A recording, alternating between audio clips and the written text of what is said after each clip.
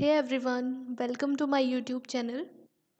आज हम एक बहुत ही इंटरेस्टिंग टॉपिक पढ़ने जा रहे हैं। तो वो टॉपिक क्या है मैं आपको बताती हूँ। वो टॉपिक है सोलर सेल। ठीक है, सोलर सेल का यूज़ हर किसी ने कभी ना कभी किया होगा। जैसे कैलकुलेटर्स आते हैं जो कि क्या है, सनलाइट से काम करते हैं। वॉचेस आती हैं, या फिर लोगों के घरों में कहीं पहाड़ों में होते हैं सोलर प्लेट्स लगी होती हैं घर की छतों में, सोलर पैनल्स। जिससे क्या होता है, वो उसे चार्ज करते हैं। उसके बाद जब लाइट चली जाती है तो उसका यूज़ करते हैं। ठीक है, लाइट जलाने में या फिर और चीज़ों में भी यूज़ कर सकते हैं। तो वो उसकी उसी के बारे में आज हम पढ़ेंगे कि उसका कंस्ट्रक्शन कैसे होता है और उसकी क्या वर्किंग होती है, वो हम जानेंगे डिटेल में। तो क्या क्या पढ़ने वाले हैं हम, कंटेंट्स क्या क्या हैं। पहला कंटेंट है आपका इंट्रोडक्शन। दूसरा है प्रिंसिपल, किस प्रिंसिपल पे बेस्ड होता है। तीसरा है कंस्ट्रक्शन एंड वर्किंग। चौथा है एडवांटेजेस एंड डिसएडवांटेजेस। और फिफ्थ है एप्लीकेशंस या फिर यूजेस। ठीक है, तो इंट्रोडक्शन देख लेते हैं।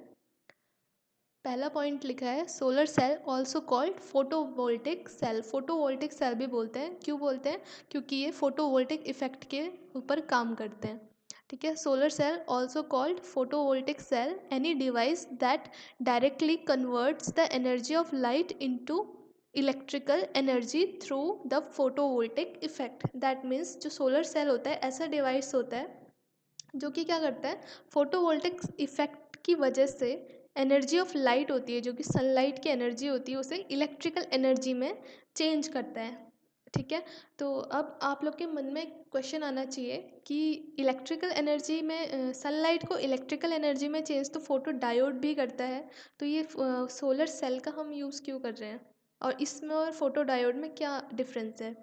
तो इसमें मेन डिफरेंस ये है कि जिसने फोटो डायोड अगर पढ़ा होगा इंटरमीडिएट क्लास में, तो ये देखा होगा जब हम फोटो डायोड का यूज़ करते हैं तो उसमें हमें रिवर्स बाइसिंग देनी पड़ती है, तभी वो डायोड क्या करता है, वर्क करता है। लेकिन सोलर सेल में हमें किसी भी तरह के एक्सटर्नल रिवर्स सप्लाई की कोई भी ज़रूरत नहीं होती। खुद ही अपने आप ही क्या करता है, एक वोल्टेज प्रोड्यूस करता है। ठीक है, और अपने आप ही क्या करता है, सोलर सेल की तरह वर्क करता है। किसी भी एक्सटर्नल सप्लाई की, रिवर्स सप्लाई की इसमें ज़रूरत नहीं होती है। ठीक है, आगे क्या लिखा है, a solar cell is basically a PN junction diode. ठीक है, ये भी एक पीएन जंक्शन डायोड ही होता है, बस इसकी कंस्ट्रक्शन इस तरह से की जाती है कि एक सेल की तरह वर्क करे। Solar cells are a form of photovoltaic cell defined as a device whose electrical characteristics such as current, voltage or resistance vary when exposed to sunlight. ठीक है, next point, solar cells can be arranged into large groupings called arrays.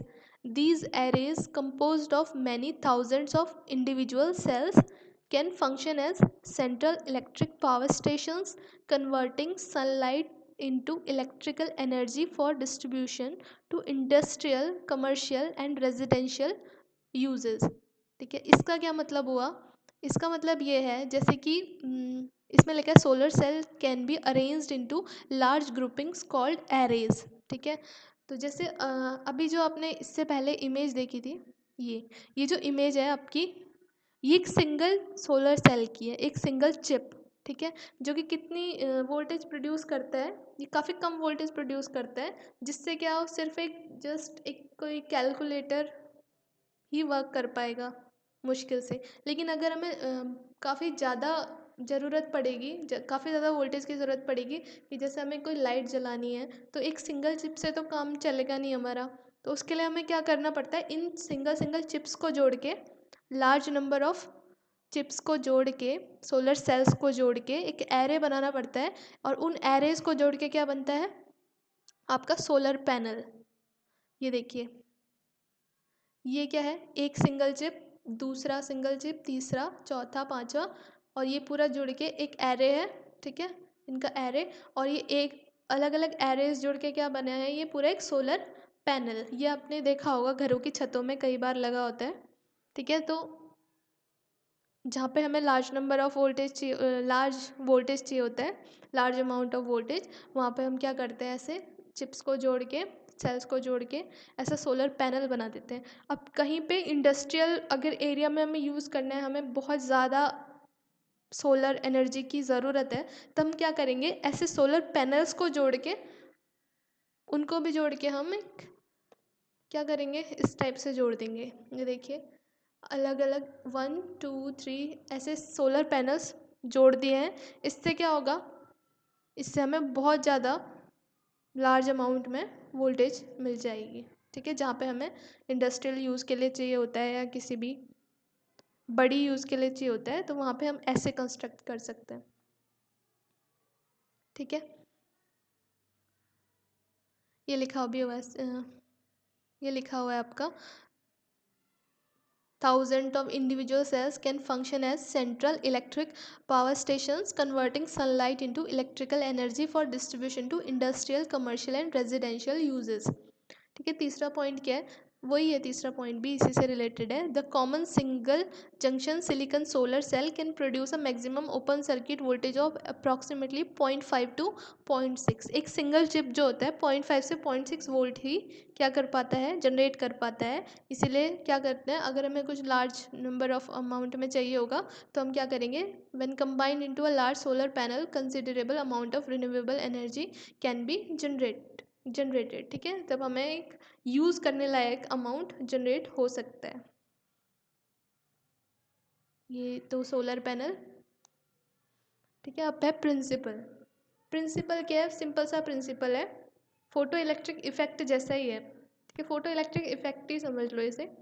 तो the solar cell are based on the principle of photovoltaic effect. The photovoltaic effect is the photo generation of charge carriers in a light absorbing material as a result of absorption of light radiation। ठीक है, जब कोई light absorbing material पे अगर हम sunlight डालते हैं तो क्या वहाँ पे क्या होता है, चार्ज कैरियर्स जनरेट होते हैं। इसी को हम क्या कहते हैं, प्रिंसिपल ऑफ फोटोवोल्टिक इफेक्ट। ठीक है, ये है। अब आते हैं हम कंस्ट्रक्शन पे। तो कंस्ट्रक्शन क्या है, हमें पीएन जंक्शन डायोड ही बनाना है। पीएन जंक्शन डायोड बनाने के लिए हम क्या करते हैं, पी टाइप लेयर लेते हैं और एन टाइप लेयर लेते हैं, उन दोनों को आपस में जोड़ देते हैं। इसमें भी हम यही करेंगे, लेकिन इसमें क्या डिफरेंस होगा, जो हम पी टाइप की लेयर लेंगे, ये जो देखो नीचे लिया है, ये नीचे वाली एक लेयर है ना, ये आपको दिख रही होगी, ये नीचे वाली जो वाइट कलर की लेयर दिखा रखी है, ये पी टाइप की लेयर है। ठीक है, उसके ऊपर ये ब्लू कलर की लेयर जो दिखाई है वो एन टाइप की लेयर है। मतलब पी टाइप की एक सरफेस लेनी है, हमें चिप लेनी है, सिलिकॉन चिप ले सकते हैं हम, सेमीकंडक्टर डिवाइस की चिप। पी टाइप बनाने के लिए उसमें क्या कर देंगे, 3 वैलेंसी वाले कोई भी एटम की डोपिंग कर देंगे, बोरॉन की डोपिंग कर दी माना हमने सिलिकॉन पे, तो वो पी टाइप का सेमीकंडक्टर बन गया। ठीक है, ये पी टाइप सेमीकंडक्टर के ऊपर हमने एक एन टाइप की लेयर को फैब्रिकेट करवा दिया, जनरेट करा दिया। ठीक है, एन टाइप की लेयर उसके साथ जोड़ दी। लेकिन फ़र्क क्या होगा, जैसे पी एन जंक्शन डायोड में आपका पी टाइप लेयर और एन टाइप लेयर की जो थिकनेस होती है वो सेम होती है। इसमें क्या है, ये डायग्राम में जैसे बना नहीं है, लेकिन मैं आपको वैसे बता देती हूँ। जो एन टाइप लेयर होगी इसमें बहुत ही पतली लेते हैं हम, बहुत ही थिकनेस उसकी कम लेते हैं, और पी टाइप लेयर की थिकनेस मोटी लेते हैं। ये जो नीचे वाली लेयर होती है पी टाइप, उसकी लेयर मोटी लेंगे, और जो उसके ऊपर एन टाइप की लेयर बिछी होगी वो क्या होगी, बहुत ज़्यादा पतली होगी। ये इसका रीज़न क्या होता है वो मैं अभी बताऊंगी। पहले मैं आपको कंस्ट्रक्शन बता रही हूँ कि क्या क्या इसमें लगता है इसको बनाने के लिए। ठीक है, पी टाइप के ऊपर एन टाइप की लेयर हो गई, बस इतना। उसके बाद हम क्या करेंगे, अब हमें क्या चाहिए, इसको सेल की तरह से यूज़ करना है ना हमें, तो अब सेल की तरह यूज़ करने के लिए हमें इसमें क्या करना पड़ेगा, इलेक्ट्रिकल कनेक्शंस बनाना पड़ेगा।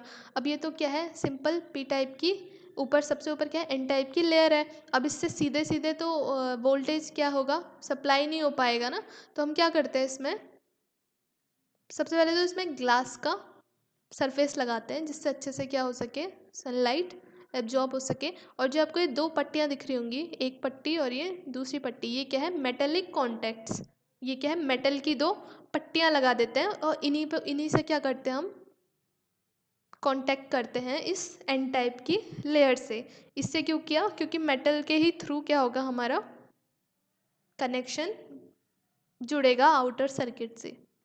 डायरेक्ट हम कनेक्शन नहीं जोड़ सकते, इसलिए हमने मेटालिक फिंगर्स भी बोलते हैं इनको, मेटालिक फिंगर्स या मेटालिक, हाँ मेटालिक फिंगर्स ही बोलते हैं। मेटालिक फिंगर्स हमने इसके सबसे टॉप मोस्ट सरफेस पे हमने जोड़ दिए, ठीक है। तो ये इसका कंस्ट्रक्शन है, बाकी कुछ नहीं है। तो जब ये कंस्ट्रक्ट हो जाएगा तो जैसे डायग्राम में दिखाया है, मेटालिक कनेक्शन से अगर हम कनेक्ट करके, और सबसे नीचे वाले जो सबसे नीचे वाला जो पी टाइप सरफेस होगा उसमें भी ये नीचे जो ब्लैक ब्लैक आपको दिख रही है लेयर सबसे नीचे, वो भी क्या है, एक मेटल की ही शीट टाइप की है। तो इससे क्या होगा, मेटल शीट लगाने से मेटेलिक कांटेक्ट बनेगा, तभी ये सर्किट क्या होगा, पूरा हो पाएगा। तो ये जब कांटेक्ट, ये जब कनेक्शन हम पूरा कर देंगे तो यहाँ पे क्या मिलेगा, हमें एक डीसी वोल्टेज मिलती है कि अब इसकी वर्किंग क्या है, कैसे काम करता है। तो सिंपल पीएन जंक्शन डायोड का जिसे वर्किंग पता होगी उसे ये समझ में आराम से आ जाएगा। पीएन जंक्शन डायोड में क्या होता है, P type N type semiconductors को हम आपस में जोड़ देते हैं, फिर क्या होता है, डिप्लेशन रीजन बनता है। डिप्लेशन रीजन कैसे बनता है वो आपको पता होगा, पी टाइप एन टाइप के बीच में क्या होता है कि जिससे क्या बन जाता है, एक डिप्लेशन रीजन। मैं आपको अभी दोबारा से बता दूंगी कैसे होता है वो, ठीक है। तो वही इसका मेन प्रिंसिपल, वर्किंग उसी के हिसाब से होती है, पीएन जंक्शन डायोड के हिसाब से। बस फ़र्क क्या होगा, पीएन जंक्शन डायोड में सनलाइट नहीं पड़ती है, इसमें क्या होगा, एक सिंपल पीएन जंक्शन डायोड है, उस पर क्या है, सनलाइट पड़ रही है, तो सनलाइट पड़ने से उस पर कुछ चेंज आएगा। वो क्या चेंज आएगा मैं आपको अभी बताऊँगी। और दूसरा दूसरा मेन डिफरेंस क्या है, एन टाइप की लेयर इसमें पतली होगी और पी टाइप की लेयर चौड़ी होगी, बस यही दो डिफरेंस है इसमें पीएन जंक्शन डायोड से, ठीक है। ये लिखा हुआ है कंस्ट्रक्शन के बारे में, solar cell consist of a very thin layer of N type semiconductor, यानी कि 0.3 माइक्रोमीटर होती है जो एन टाइप सेमीकंडक्टर की लेयर होती है, जो सबसे टॉप मोस्ट लेयर होती है। Is grown on a relatively thicker P type semiconductor, यानी कि पी टाइप सेमीकंडक्टर के ऊपर इसको ग्रो किया जाता है इस लेयर को। और पी टाइप सेमीकंडक्टर की थिकनेस कितनी होती है, 300 माइक्रोमीटर, ठीक है। उसके बाद क्या किया जाता है, the surface is coated with anti reflection coating to avoid the loss of incident light energy due to reflection.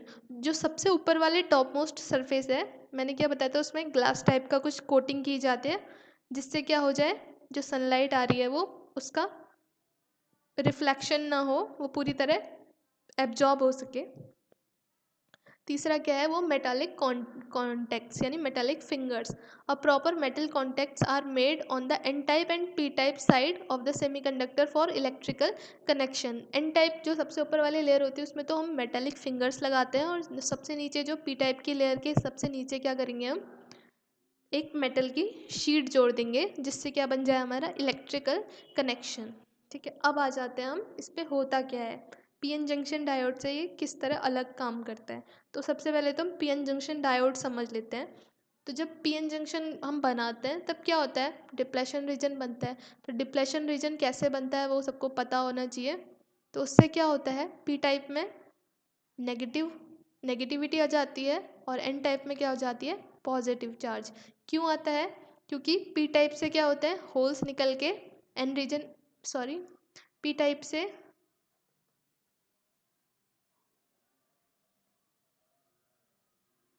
P type से होल्स निकल के एन रीजन पे जाते हैं, और एन रीजन से इलेक्ट्रॉन्स कहाँ जाते हैं, पी रीजन में। तो अब एन रीजन कहाँ से, जंक्शन के पास से। अब एन रीजन क्या है, इलेक्ट्रॉन लूज कर रहा है तो वहाँ पे पॉजिटिव चार्ज आ जाएगा, और पी रीजन क्या है, होल्स लूज कर रहा है तो वहाँ पे नेगेटिव चार्ज आ जाएगा। तो इससे क्या बन जाएगा, इन दोनों के बीच में एक इलेक्ट्रिक फील्ड क्रिएट हो जाता है। और इस इलेक्ट्रिक फील्ड की जो डायरेक्शन होती है वो कहाँ से होती है, प्लस से लेके माइनस की तरफ, प्लस से माइनस की ओर, ठीक है। तो ऑलरेडी एक इलेक्ट्रिक फील्ड इसमें प्रोड्यूस रहता है पीएन जंक्शन डायोड में। तो अब हम जैसे कंस्ट्रक्शन कर रहे हैं, पी टाइप लेयर के ऊपर एन टाइप की पतली लेयर बिछा रहे हैं, तो उन दोनों के बीच में भी क्या होगा, एक ऐसे ही जहाँ पे वो मिल रहे होंगे आपस में, कनेक्ट जुड़ रहे होंगे, वहीं पे ऐसी क्या बन जाएगी, डिप्लेशन लेयर। अब डिप्लेशन लेयर के अंदर क्या होता है, हम सबको पता है डिप्लेशन लेयर में क्या होता है, इलेक्ट्रॉन होल पेयर आपस में रिकम्बाइन होकर एक दूसरे को न्यूट्रल कर देते हैं।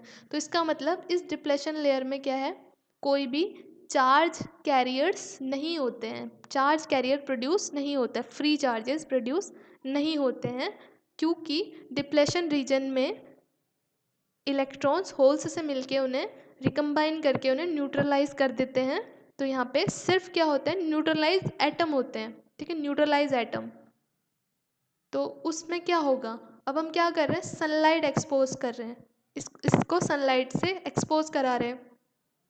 तो जैसे सनलाइट पड़ेगी तो क्या होगा, सबसे ऊपर क्या है, ये देखिए, सब जब सनलाइट आ रही है तो सबसे ऊपर क्या है, ये ग्लास लेंस के थ्रू कहाँ पे पड़ेगी, एन टाइप। अब एन टाइप की लेयर हमने बहुत पतली ली है, यही रीज़न है कि क्या होगा, ये सनलाइट एन टाइप को लेयर को पास करके कहाँ पे पहुँच जाएगी, डिप्लेशन लेयर में, ठीक है। इसलिए हमने एन टाइप की लेयर को पतला लिया था ताकि वो उसको क्रॉस करके कहाँ सीधे पहुँचे, डिप्लेशन लेयर पे। अब ये क्या होगा, ठीक है, अब ये सनलाइट पड़ी इस पर, अब सनलाइट है, सनलाइट में क्या होते हैं, फोटॉन्स होते हैं, यानी एनर्जी कितनी होगी उसकी, एच न्यू। अब एच न्यू एनर्जी के फोटॉन्स इस डिप्लेशन लेयर पे पड़ेंगे और यहाँ पे क्या होगा, चार्ज कैरियर नहीं होंगे, सिर्फ क्या होंगे, न्यूट्रलाइज एटम होंगे। तो क्या करेगा, उन न्यूट्रलाइज एटम को वापस से वो डी न्यूट्रलाइज कर देगा। कैसे, होल्स क्या होंगे, हो गए थे, इलेक्ट्रॉन से मिलके न्यूट्रलाइज, फिर से क्या कर देगा, उनको ब्रेक कर देगा, उन वो जो रिकॉम्बिनेशन है उस रिकॉम्बिनेशन को ब्रेक कर देगा। तो फिर से क्या हो जाएगा, इलेक्ट्रॉन होल अलग अलग हो जाएंगे, क्योंकि जो फोटॉन्स की एनर्जी होती है वो कितनी होती है, वो उसी हिसाब से होती है कि वो उनको ब्रेक कर सके, उनका रिकॉम्बिनेशन को ब्रेक कर सके। तो यहाँ पे पहले क्या था, पहले यहाँ पे चार्ज कैरियर नहीं थे, अब यहाँ पे इलेक्ट्रॉन होल प्रोड्यूस हो जाएंगे। तो अब एक चीज़ देखिए, लेकिन यहाँ पे पहले से क्या है, इलेक्ट्रिक फील्ड भी तो जनरेटेड था, पीएन जंक्शन डायोड में पहले से एक इलेक्ट्रिक फील्ड जनरेटेड होता है जिसकी डायरेक्शन प्लस से माइनस की ओर होती है। तो जब नए इलेक्ट्रॉन और नए होल्स जनरेट होंगे तब क्या होगा, अब जो नए इलेक्ट्रॉन जनरेट होंगे वो कहाँ जाएंगे, आप खुद सोचिए। यहाँ पर ये देखिए, एन रीजन के पास पॉजिटिव चार्ज है पहले से, तो जो नए इलेक्ट्रॉन जनरेट होंगे वो ऑब्वियस सी बात है प्लस साइड की तरफ अट्रैक्ट हो जाएंगे। इसका मतलब जो नए इलेक्ट्रॉन जनरेट होंगे वो एन रीजन की तरफ चले जाएंगे, और ऐसे जो नए होल जनरेट होंगे वो कहाँ चले जाएंगे, वो ये माइनस अट्रैक्ट करेगा उन्हें, तो वो पी रीजन की तरफ चले जाएंगे, जैसे ही क्या होगी, सनलाइट इस पर पड़ेगी, ठीक है। तो ऐसा होने से क्या होगा, पी टाइप में होल्स इकट्ठे होने स्टार्ट हो जाएंगे, और एन टाइप में क्या, इलेक्ट्रॉन इकट्ठे हो जाएंगे। तो ऐसा होने से देखिए, ये जो नेगेटिव साइन दिखा रखा है और यहाँ पे दिखा रखा है पॉजिटिव साइन, तो ये जो पूरा ही साइड होगा वो नेगेटिव बन जाएगा और ये पूरा साइड पॉजिटिव बन जाएगा, क्योंकि यहाँ पे होल्स की अधिकता हो जाएगी, ज़्यादा होल्स हो जाएंगे, यहाँ पे इलेक्ट्रॉन ज़्यादा हो जाएंगे, तो यहाँ नेगेटिव चार्ज और यहाँ पे पॉजिटिव टर्मिनल की तरह काम करेगा। तो बैटरी में भी ये होता है आपका, एक साइड नेगेटिव टर्मिनल और एक साइड पॉजिटिव टर्मिनल, तो क्या करने लग जाएगा, एक सेल की तरह यूज़ होने के लायक बन जाएगा, क्योंकि इसका एक सिरा नेगेटिव बन चुका है और एक सिरा पॉजिटिव बन चुका है। तो अब क्या बन गया, एक सोलर सेल। ये इसकी वर्किंग पढ़ लेते हैं एक बार। When light reaches the PN junction, the light photons can easily enter the junction through very thin n-type layer.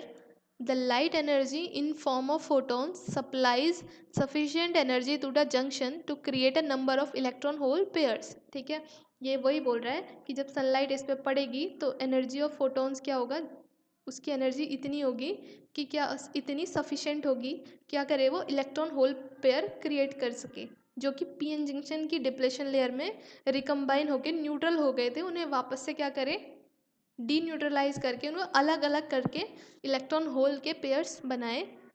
ये आगे लिखा है, the incident light breaks the thermal equilibrium condition of the junction, the free electrons in the depletion region can quickly come to n type side of the junction. ठीक है, जो free electron नए वाले generate हुए हैं वो कहाँ हो जाएंगे, एन टाइप की साइड को आ जाएंगे। सिमिलरली जो होल्स होंगे, ये सेकंड पॉइंट में लिखा है, सिमिलरली क्या होंगे, होल्स आपके quickly come to p type side of the junction once the newly created free electron come to the N type can not further cross the junction. ठीक है, अब एक बार क्या हो जाएगा, इलेक्ट्रॉन एन साइड को आ गए। ठीक है, सारे इलेक्ट्रॉन एन साइड को आ गए न्यूली क्रिएटेड, तो वापस से जंक्शन की तरफ भाग नहीं पाएंगे। क्यों नहीं भाग पाएंगे? क्योंकि फिर से क्या बन जाएगा, एक पोटेंशियल बैरियर बन जाएगा बीच में, और उससे वो क्या क्रॉस नहीं कर पाएंगे, वापस से पीछे मतलब जंक्शन की तरफ नहीं जा पाएंगे। वो किस तरफ ही भागेंगे, बैटरी के किन साइड्स के साइड में भागेंगे, बैटरी के किनारों के साइड में। ऐसे सेम चीज़ पी टाइप पे भी अप्लाइड होगी। सिमिलरली थर्ड पॉइंट में ये वही लिखा है कि सिमिलरली अगर होल्स एक बार पी साइड को चले गए, मूव कर गए, तो फिर से वो वापस जंक्शन की साइड को नहीं आएंगे, क्योंकि पोटेंशियल बैरियर बन चुका होगा उनके बीच में। ठीक है, अब क्या होगा, पोटेंशियल बैरियर बन चुका है, मतलब एक साइड पूरा नेगेटिव चार्ज इकट्ठा हो गया और दूसरी साइड पूरा पॉजिटिव चार्ज, यानी कि ये जो पीएन जंक्शन डायोड है, ये क्या बन गया, इसका एक सिरा पूरा नेगेटिव और एक सिरा पूरा पॉजिटिव, तो ये एक सेल की तरह काम करेगा। वही लिखा हुआ है, similarly the newly created holes once come to the p-type site cannot further across the junction became of some barrier potential of the junction as the concentration of electrons become higher in one side, that is n-type side of the junction, and the concentration of holes becomes more in another side, that is p-type side of the junction. The p-n junction will behave like a small battery cell. A voltage is set up which is known as photovoltage. If we connect a small load across the junction, then there will be a tiny current flowing through it. ठीक है, ये वही जो मैंने आपको अभी समझाया वही लिखा हुआ है, तो समझ गए होंगे आप अच्छे से। अब नेक्स्ट स्लाइड है कि कौन कौन से मटेरियल हम ये सोलर सेल बनाने के लिए यूज़ कर सकते हैं। तो हम ऐसे मटेरियल यूज़ करेंगे जिनका बैंड गैप 1.5 इलेक्ट्रॉन वोल्ट के आसपास हो। तो उसके लिए वो क्या क्या होते हैं ऐसे material, silicon, GaAs, CdTe, CuIn, Se2। ठीक है, ये मटेरियल्स हैं कुछ जो यूज़ कर सकते हैं हम सोलर सेल बनाने के लिए। तो इसका क्राइटेरिया भी लिखा है, must have band gap from 1 electron volt to 1.8 electron volt. It must have high optical absorption। ठीक है, ऑप्टिकल एब्जॉर्प्शन ज़्यादा होना चाहिए। It must have high electrical conductivity. ठीक है, इलेक्ट्रिकल कंडक्टिविटी ज़्यादा होनी चाहिए। फोर्थ पॉइंट है, the raw material must be available in abundance and the cost of the material must be low. ठीक है, अब ये जो ऊपर इतने सारे मटेरियल हैं, इसमें से हम मटेरियल किस हिसाब से चूज़ करेंगे जिसकी जो हमें ज़्यादा प्रकृति में ज़्यादा मिलता होगा, और जो कि जिसकी कॉस्ट भी क्या होगी, कम होगी, और जो नेचर में काफ़ी आसानी से मिल जाता होगा, जिसकी नेचर में अबेंडेंस यानी अधिकता होगी। इसके बाद है नेक्स्ट एडवांटेज और डिसएडवांटेज। तो एडवांटेज क्या है, it is clean and non polluting. ठीक है, कोई भी इसमें कोई धुआं वगैरह तो निकलता नहीं है, तो नॉन पोल्यूटिंग है। इट इज़ रिन्यूएबल एनर्जी, अब ये सनलाइट सूर्य से आ रहा है तो ये रिन्यूएबल एनर्जी हुआ।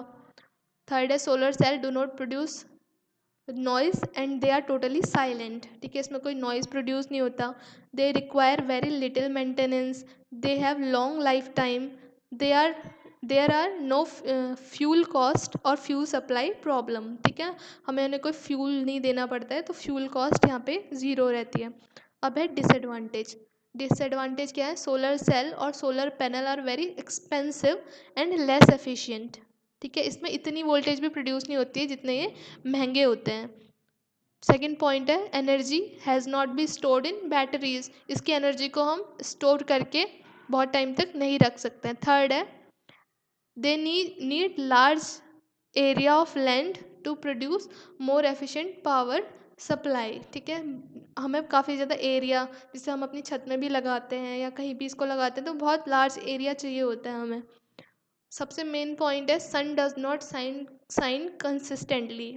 अब ज़रूरी नहीं है हर दिन धूप निकले, तो इसलिए ये क्या है, हर दिन हमें इससे नहीं प्रोड्यूस कर सकते हम इससे इलेक्ट्रिसिटी। और लास्ट पॉइंट है, रिलायबिलिटी डिपेंड्स ऑन लोकेशन। ये वही बात है, लोकेशन पे डिपेंड करेगी, जहाँ पे ज़्यादा धूप आती होगी वहीं पे हम इसका अच्छे से यूज़ कर सकते हैं। अब है यूजेस। पहला है सोलर वॉचेस, सोलर कैलकुलेटर्स। ठीक है, डोमेस्टिक पावर सप्लाई घरों में यूज़ कर सकते हैं। Electric power generation in space, ठीक है, स्पेस में जो सैटेलाइट्स वगैरह में एनर्जी जो प्रोड्यूस होती है, इलेक्ट्रिकल एनर्जी, वो सोलर प्लेट्स का यूज़ करके ही प्रोड्यूस होती है। Drying agricultural products, solar pumps are use for water supply, water heating, generating electrical power, ठीक है। ये यूज़ आप सबने देखे होंगे अपने आसपास कहीं ना कहीं, तो ये यूज़ होते हैं। तो बस इतना ही था इसमें सोलर सेल में। आई होप आपको समझ में अच्छे से आ गया होगा। अगर आपको वीडियो पसंद आई है तो वीडियो को लाइक, शेयर और चैनल को ज़रूर सब्सक्राइब कर दीजिए। Thank you so much.